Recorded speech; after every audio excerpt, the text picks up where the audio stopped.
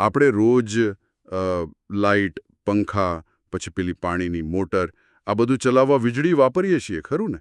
હા બિલકુલ. વીજળી વગર તો હવે ચાલે જ નહીં. પણ ક્યારેક પેલી લાઇટ જાય ત્યારે અંધારામાં શું કામ લાગે? પેલી બેટરીવાળી ટોર્ચ. હા, ટોર્ચ. પણ એ ટોર્ચને ચલાવવા માટે વીજળી ક્યાંથી આવે છે? એમાં તો પ્લગ નથી હોતો. ના, એમાં પ્લગ ના હોય. એ વીજળી આવે છે નાના પાવર પેકમાંથી. આપણે જેને સેલ કહીએ છીએ ને. હા, સેલ. પેલો નાનો ડબ્બા જેવો ને? બરાબર. એને વિદ્યુત કોષ પણ કહેવાય. તો આજે આપણે છે ને આ સેલ કેવી રીતે કામ કરે છે, પછી બલ્બ કેવી રીતે અજવાળું આપે અને આ બધું જોડાય ત્યારે શું થાય છે એની ઊંડાણપૂર્વક વાત કરીશું. અરે વાહ, સરસ. ચાલો ત્યારે શરૂ કરીએ. પેલો નાનો સેલ એટલે કે વિદ્યુત કોષ એ તો લગભગ બધાએ જ જોયો જ હશે. હા, રમકડામાં, રિમોટમાં, ટોર્ચમાં બધે વપરાય. બરાબર. એની એક બાજુ પેલી ધાતુની ટોપી જેવો ભાગ હોય એ કયો છેડો કહેવાય? એ છે ધન ધ્રુવ, એટલે કે પોઝિટિવ છેડો. એના પર પ્લસ નિશાની પણ હોય ક્યારેક. અને નીચેનો જે સપાટ ધાતુનો ભાગ હોય એ છે ઋણ ધ્રુવ, નેગેટિવ છેડો. એના પર માઇનસ નિશાની હોય. એટલે દરેક સેલમાં આવા બે છેડા, બે ધ્રુવ હોય જ. પણ આ સેલ વીજળી લાવે છે ક્યાંથી? એની અંદર શું હોય છે?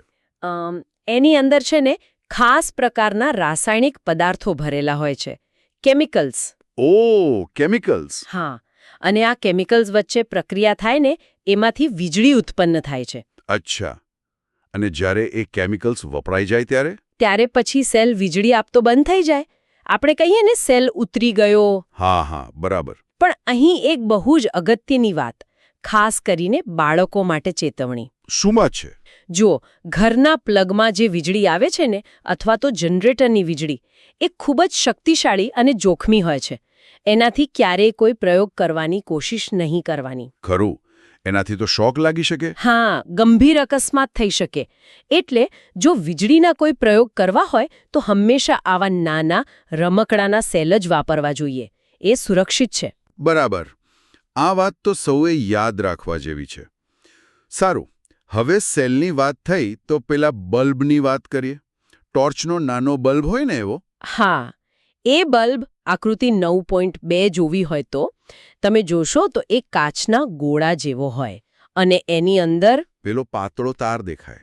એને શું કહેવાય? એને ફિલામેન્ટ કહેવાય. ફિલામેન્ટ. હા, અને જ્યારે સેલમાંથી વીજળી આ ફિલામેન્ટમાંથી પસાર થાય ને ત્યારે એ એટલો બધો ગરમ થઈ જાય કે પ્રકાશ આપવા માંડે. ઓહ, એટલે ગરમ થવાથી અજવાળું આવે છે. બરાબર.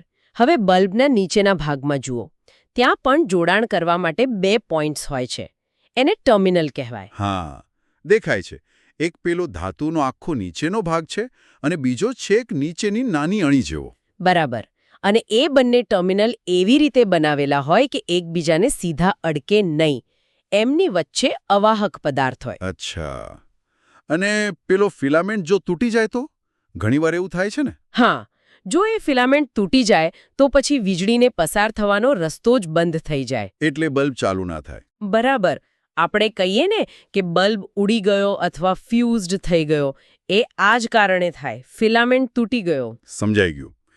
તો હવે સેલ અને બલ્બને જોડવા કેવી રીતે જેથી બલ્બ ચાલુ થાય? એના માટે શું કરવું પડે? સેલના બંને છેડા છે ધન પ્લસ અને ઋણ માઇનસ. બરાબર? હા. એ બંને છેડાને વાયર વડે બલ્બના પેલા 2 ટર્મિનલ સાથે જોડવા પડે. બંને છેડાને? એકને નહીં? ના, બંનેને. એક છેડો સેલના એક ધ્રુવ સાથે અને બીજો છેડો બીજા ધ્રુવ સાથે. અને વાયરના બીજા છેડા બલ્બના 2 ટર્મિનલ સાથે. અચ્છા. એટલે આખું એક જોડાણ બનાવવું પડે. હા, આ જે આખું જોડાણ તૈયાર થાય જેનાથી વીજળી સેલમાંથી નીકળીને વાયરમાંથી પસાર થઈ બલ્બમાં જઈ પાછી બીજા વાયરમાંથી સેલમાં આવી શકે, આ આખા માર્ગને વિદ્યુત પરિપથ કહેવાય. અંગ્રેજીમાં કહીએ તો ઇલેક્ટ્રિક સર્કિટ. આકૃતિ 9.5 એ એફમાં જોઈ શકાય. ઓકે. વિદ્યુત પરિપથ એટલે કે સર્કિટ. અહીં એક બહુ રસપ્રદ વાત છે. આ પરિપથ, આ સર્કિટ એ ક્યાંયથી પણ તૂટેલી ના હોવી જોઈએ.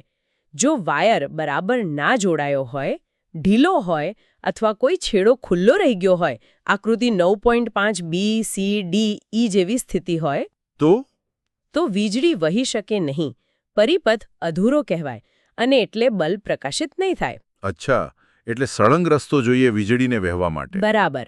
અને વીજળીનો પ્રવાહ કઈ દિશામાં વહે ખબર છે? કઈ દિશામાં? હંમેશા વિદ્યુત કોષના ધન ધ્રુવ પ્લસથી નીકળીને ઋણ ધ્રુવ માઇનસ તરફ.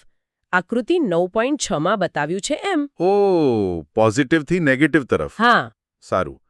પણ આપણે ઘરમાં તો લાઇટ પંખા ચાલુ બંધ કરવા માટે પેલી સ્વિચ વાપરીએ છીએ. હા. એનું શું? એ પરિપથમાં ક્યાં આવે? હા, સારો સવાલ છે. સ્વિચ એ પરિપથને જોડવા અથવા તોડવા માટેનું એક સાધન છે. એનાથી આપણે સહેલાઈથી સર્કિટ ચાલુ કે બંધ કરી શકીએ. આપણે જાતે પણ એવી સાદી સ્વિચ બનાવી શકીએ? હા, બિલકુલ. એકદમ સહેલું છે. જુઓ, તમારે શું જોઈએ? 2 ડ્રોઈંગ પિન, એક સેફટી પિન, પેલી સાડીમાં લગાવવાની પેન આવે ને એવી, અને થોડા વાયરના ટુકડા. પ્રવૃત્તિ 4માં બતાવ્યું છે, આકૃતિ 9.8, 9.9. Okay. Drawing pin, safety pin અને વાયર. પછી એક થર્મોકોલ કે લાકડાના પાટિયા પર 2 ડ્રોઈંગ પિન થોડા અંતરે લગાવો.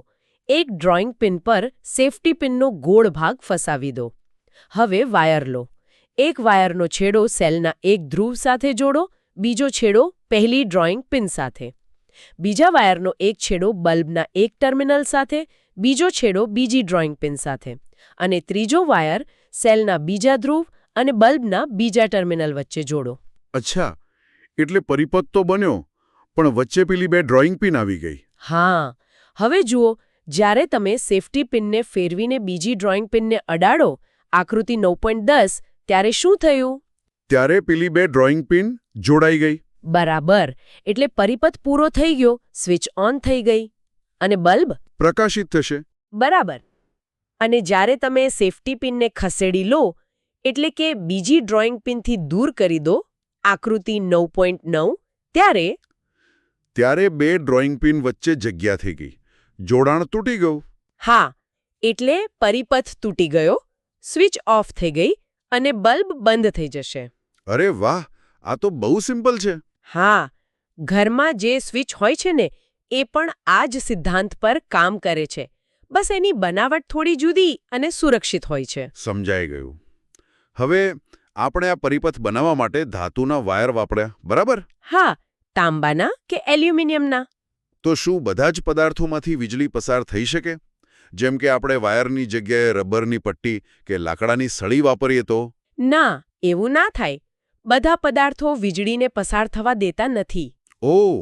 જો જે પદાર્થો પોતાનામાંથી વીજળીને સહેલાઈથી પસાર થવા દે છે, જાણે કે વીજળી માટે રસ્તો ખુલ્લો કરી આપે, એમને કહેવાય વિદ્યુત સુવાહક. અંગ્રેજીમાં કંડક્ટર. વિદ્યુત સુવાહક. કયા કયા પદાર્થો સુવાહક છે? આપણે પ્રવૃત્તિ 5 અને આકૃતિ 9.12 અને કોષ્ટક 9.1 જોઈએ તો ખ્યાલ આવે. મોટા ભાગની ધાતુઓ સુવાહક છે, જેમ કે લોખંડ એટલે ચાવી કે ખીલી, તાંબુ એટલે વાયર, એલ્યુમિનિયમ, ચાંદી, સોનું પણ સુવાહક છે. પેલા સિક્કા, આ બધા સુવાહક છે. અને પેન્સિલની અંદરની અણી? હા, એ ગ્રેફાઇટની બનેલી હોય છે, એ પણ સુવાહક છે. અચ્છા. અને જે પદાર્થો વીજળીને પસાર નથી થવા દેતા, એમનું શું નામ? એમને કહેવાય વિદ્યુત અવાહક. મતલબ કે જે વીજળીના પ્રવાહને રોકે છે. અંગ્રેજીમાં ઇન્સ્યુલેટર. વિદ્યુત અવાહક, ઇન્સ્યુલેટર. એના ઉદાહરણો કયા? ઘણા બધા છે, જેમ કે રબર, પ્લાસ્ટિક.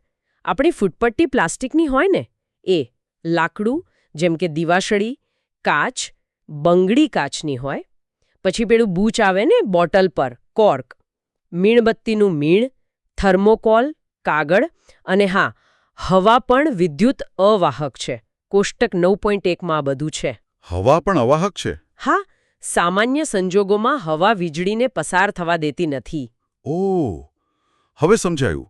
પેલા વીજળીના વાયર હોય, એની ઉપર રબર કે પ્લાસ્ટિકનું પડ કેમ ચડાવેલું હોય છે? બરાબર. કારણ કે અંદરનો ધાતુનો તાર સુવાહક છે. એમાંથી વીજળી પસાર થાય. પણ ઉપરનું રબર કે પ્લાસ્ટિકનું પડ અવાહક છે. એટલે આપણે વાયરને અડીએ તો પણ આપણને કરંટ ના લાગે? એકદમ સાચું. એટલે જુઓ, સુવાહક અને અવાહક બંને પદાર્થો આપણા માટે બહુ ઉપયોગી છે. કેવી રીતે?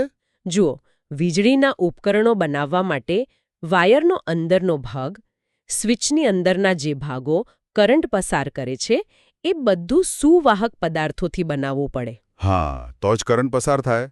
અને સ્વિચનું બહારનું બટન, પ્લગનું બહારનું કવર, વાયરની ઉપરનું પડ, આ બધું અવાહક પદાર્થોથી બનાવવું પડે. જેથી આપણે એને અડીએ તો સુરક્ષિત રહીએ. બરાબર. અને ફરી એકવાર યાદ દેવડાવું, આપણું શરીર પણ વીજળીનું સુવાહક છે. શું વાત કરો છો? આપણું શરીર સુવાહક છે? હા, એટલે જ વીજળીનો આંચકો લાગી છે. એટલે વીજળીના ઉપકરણો વાપરતી વખતે, ખાસ કરીને જો એમાં કંઈક ખરાબી હોય, ભીના હાથે અડવાનું થાય, ત્યારે ખૂબ જ સાવધાની રાખવી અત્યંત જરૂરી છે. બહુ જ મહત્વની વાત. તો આજે આપણે ઘણી બધી વાતો કરી. વિદ્યુત કોષ એટલે કે સેલ, પછી બલ્બ અને એનો ફિલામેન્ટ, આખું જોડાણ એટલે કે વિદ્યુત પરિપથ, એને ચાલુ બંધ કરવા માટે સ્વિચ, અને છેલ્લે કયા પદાર્થો વીજળીને જવા દે છે એટલે કે સુવાહક અને કયા રોકે છે એટલે કે અવાહક. હા, ટૂંકમાં કહીએ તો સેલ એ વીજળીનો સ્ત્રોત છે, જેમાં રાસાયણિક શક્તિનું વીજળીમાં રૂપાંતર થાય છે. જ્યારે પરિપથ બંધ હોય, એટલે કે સળંગ હોય, ત્યારે વીજળી ધન પ્લસ ધ્રુવથી ઋણ માઇનસ ધ્રુવ તરફ વહે છે અને બલ્બ જેવા સાધનને કાર્યરત કરે છે. અને સ્વિચ એ પરિપથને આપણી મરજી મુજબ જોડવા કે તોડવાનું કામ કરે છે. બરાબર. અને પદાર્થોના ગુણધર્મોની વાત કરીએ તો ધાતુઓ જેવી વસ્તુઓ સુવાહક છે, જ્યારે રબર, પ્લાસ્ટિક, લાકડું, હવા જેવી વસ્તુઓ અવાહક છે. આ બધી જાણકારીનો અર્થ શું? મતલબ, આ બધું જાણીને આપણને શું ફાયદો? અરે, આનાથી આપણને આપણી આસપાસની દુનિયા કેવી રીતે કામ કરે છે એ સમજવામાં મદદ મળે છે. સાદી ટોર્ચથી લઈને આપણા ઘરમાં વપરાતી જટિલ ટેકનોલોજી સુધી વીજળી કેવી રીતે કામ કરે છે એનો પાયો સમજાય છે. વાત તો સાચી છે. અને જતા પહેલા એક સવાલ મૂકતી જાઉં છું, વિચારવા જેવો. હા, કહો ને. આપણે હમણાં જ વાત કરી કે હવા વિદ્યુત અવાહક છે, બરાબર? એ વીજળીને રોકે છે. હા. તો પછી તમે ક્યારેક જોયું હશે કે પેલા ખૂબ ઊંચા વીજળીના થાંભલા હોય, જેના પરથી જાડા તાર પસાર થતા હોય, એકદમ હાઈ વોલ્ટેજના. હા, જોયા છે. તો ક્યારેક, ખાસ કરીને ચોમાસામાં કે ભેજવાળા વાતાવરણમાં, એ તારની આસપાસ અથવા બે તારની વચ્ચે વાદળી રંગના તણખા ઝરતા કેમ દેખાય છે? જો હવા અવાહક હોય તો આવું કેમ થાય? આ તો વિચારવા જેવો સવાલ છે. હવા અવાહક તો તણખા કેમ?